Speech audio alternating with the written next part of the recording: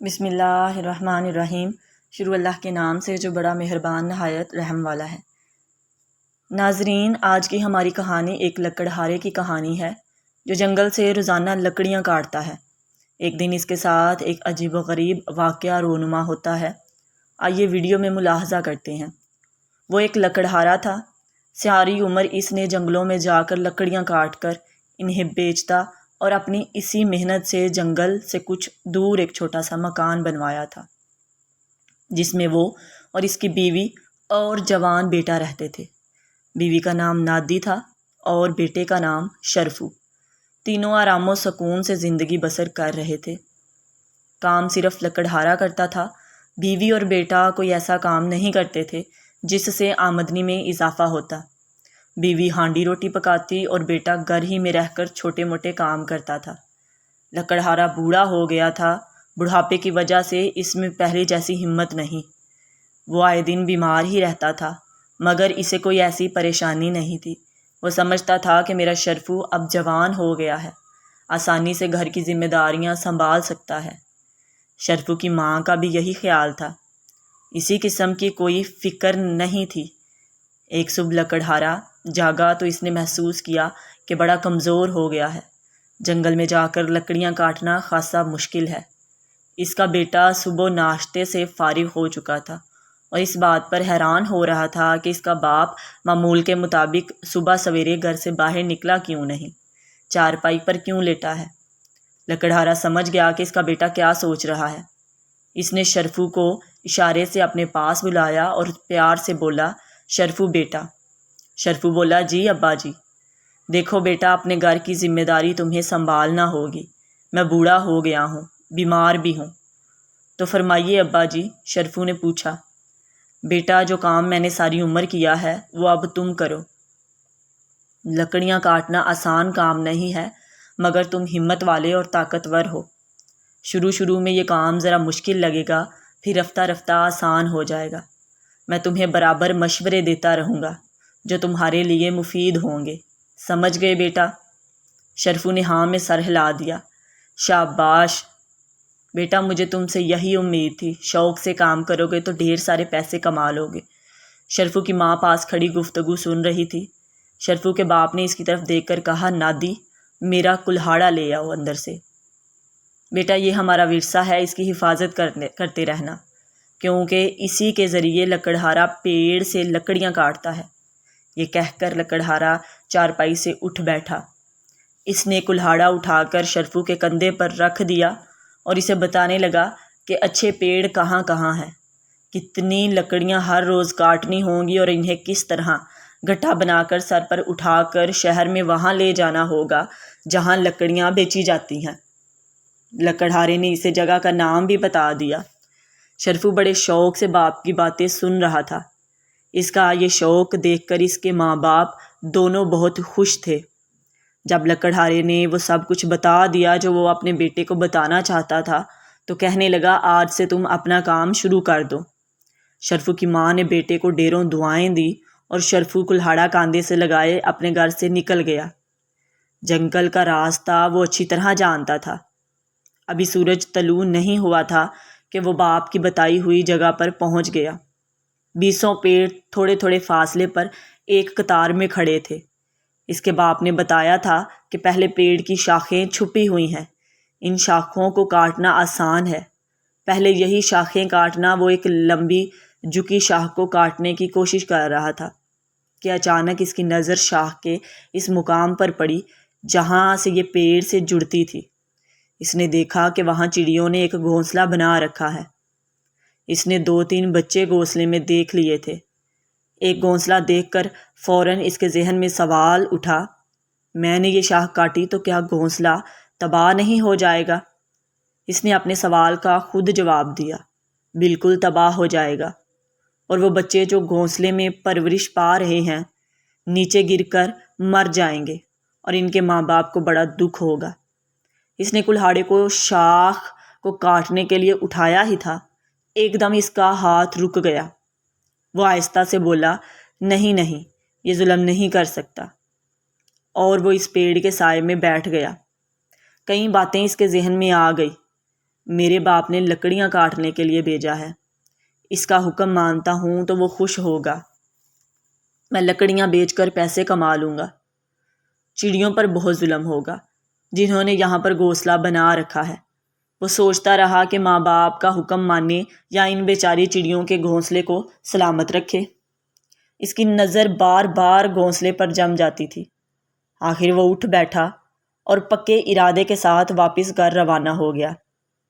اس کا باپ گھر کے باہر چارپائی پر لیٹا اس کا انتظار کر رہا تھا۔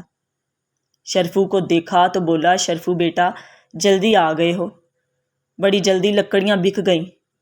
نہیں ابا جان۔ کیا بات ہے؟ ابا جان میں پیڑ پر کلہاڑا نہیں چلا سکا۔ لکڑہارا حیران ہو کر بولا۔ شرفو نے جو کچھ دیکھا تھا وہ باپ کو بتا دیا۔ اسے پہلے کہ اس کا باپ کچھ کہتا، اس کی ماں نے کہا، بیٹا اگر اس پیڑ پر چڑیوں نے گھونسلہ بنا رکھا تھا تو اسے چھوڑ کر دوسرے پیڑ کی شاخیں کاٹ لیتے۔ شرفو نے جواب دیا، اماں وہاں بھی پرندوں نے گھونسلے بنا رکھے تھے، میں کیسے کاٹتا؟ اسے لکڑہارا اپنے بیٹے کی بات سن کر بہت خفا ہو گیا اور غصے سے کہنے لگا، او احمق، لکڑہارا یہ نہیں دیکھتا کہ پیڑ پر پرندوں کا گھونسلہ ہے یا نہیں، اسے لکڑیاں کاٹ کر بیچنی ہوتی ہیں۔ تم نے بڑی احمقانہ حرکت کی ہے، میں نہیں سمجھتا تھا کہ تم اتنے پاگل ہوگے۔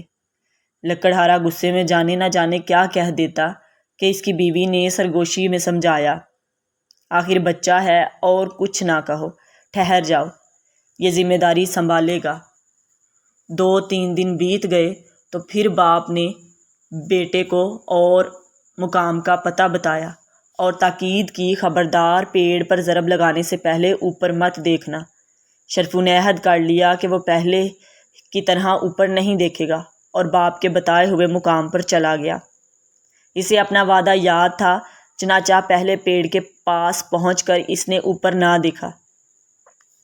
وہ نیچے دیکھتے ہوئے کلہاڑا مارنے لگا کہ اس کی نظر پیڑ کے پھل پر پڑی، جسے بعض لوگ ہانڈی میں پکا کر کھاتے ہیں۔ ایک سوال ذہن میں ابھر آیا، اس پیڑ پر یہ پھل لگتا ہے، میں اسے کیوں نقصان پہنچاؤں؟ کیا اس کی شاخیں کاٹنے سے اس کا پھل ضائع نہیں ہو جائے گا؟ کیا یہ ان لوگوں کے ساتھ زیادتی نہیں ہوگی جو اسے ہانڈی میں پکا کر کھاتے ہیں؟ وہ دیر تک اس پیڑ کے نیچے بیٹھا رہا اور سوچتا رہا۔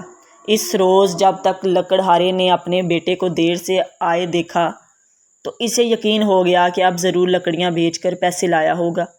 وہ خوش ہو کر بولا، آج میرا بیٹا کافی پیسے لے کر آیا ہے۔ ابا جان میں کوئی پیسے نہیں لایا۔ پھر اس نے باپ کو پیڑ نہ کاٹنے کی وجہ بتا دی۔ بیٹے کی بات سنتے ہی لکڑہارے کے تن بتن میں آگ لگ گئی۔ تو کچھ نہیں کر سکے گا، تجھے لکڑیاں کاٹ کر بیچنے کے لیے بھیجا تھا، پیڑ کا پھل دیکھنے کے لیے نہیں۔ میں کیا کرتا ابا جان؟ آپ جانتے نہیں لوگ اس پھل کو پکا کر کھاتے ہیں۔ باپ گرجا تو تمہیں کیا؟ لوگ پکا کر کھاتے ہیں، تو نہیں۔ ابا جان وہ ہمارے جیسے ہیں۔ لکڑہارے کا غصہ بڑھتا جا رہا تھا کہ اس کی بیوی نے پھر اسے سمجھایا۔ بس اب آپ کچھ نہ کہو، مجھے امید ہے شرفو سیدھے راستے پر آ جائے گا۔ لکڑہارا بولا، اب کی بار تمہیں برداشت کر لیتا ہوں، لیکن آئندہ اگر اس نے ایسی ہی بیہودہ حرکت کی تو میں اسے گھر سے نکال دوں گا۔ چند دن گزر گئے۔ لکڑہارے نے اس مرتبہ پرانے درختوں کا پتہ بتا کر کہا، خبردار اب کے کوئی بہانہ مت بنانا، پیسے لے کر گھر آنا۔ شرفو جنگل میں گیا۔ اس نے پرانے پیڑ دیکھے جو بہت بوڑھے ہو چکے تھے۔ یہ دیکھ کر وہ سوچنے لگا، انہوں نے برسوں تک مسافروں کے لیے ٹھنڈے سائے مہیا کیے ہیں۔ تھکے ہوئے لوگ ان کے نیچے بیٹھ کر سکون حاصل کرتے رہے ہیں۔ انہیں کاٹنا انسان کا ان درختوں کا احسان ماننے کی بجائے ان پر الٹا ظلم ہوگا۔ اور وہ واپس آنے لگا۔ راستے میں ایک نہر پڑتی تھی۔ اس نے کلہاڑا نیچے پانی میں پھینک دیا کہ نہ یہ کلہاڑا ہوگا اور نہ مجھے لکڑیاں کاٹنے کے لیے کہا جائے گا۔ شہر میں ایک بازار سے گزرتے ہوئے اس نے کئی دکانوں کو دیکھا۔ دیکھ کر سوچا، یہ اچھا کام ہے، میں بھی ابا جان سے کہہ کر بازار میں ایک دکان کھولوں گا۔ اس روز وہ شام کے قریب اپنے گھر پہنچا۔ لکڑہارے کو پورا یقین تھا کہ اس کا بیٹا ضرور لکڑیاں بیچ کر آیا ہوگا۔ تو آج تم نے کام کر لیا ہے؟ باپ کا یہ سوال سن کر شرفو بولا، ابا جان پیڑ تو میں نہیں کاٹ سکا، وہ ساری عمر مسافروں کو ٹھنڈے سائے دیتے رہے ہیں۔ میں نے سوچ لیا ہے کہ بازار میں دکان پر جا کر بیٹھوں گا۔ بیٹے کے منہ سے جیسے ہی الفاظ نکلے، لکڑہارا اپنے غصے پر قابو نہ رکھ سکا اور اسے اسی وقت گھر سے نکال دیا۔ ماں نے دخل دینا چاہا تو لکڑہارے نے اسے بھی جھڑک دیا۔ بس بس، اب تم ایک لفظ مت کہو گی۔ لکڑہارے نے بیٹے کو گھر سے نکال دیا۔ شرفو گھر سے نکل کر چلنے لگا۔ اس کا کوئی ٹھکانہ تو تھا نہیں، کہاں جا سکتا تھا؟ چلتا گیا، یہاں تک اس قدر تھک گیا کہ اس کے لیے ایک قدم اٹھانا دوبر ہو گیا۔ قریب ہی ایک بڑی شاندار حویلی تھی، اس کے دروازے پر گر پڑا اور بے ہوش ہو گیا۔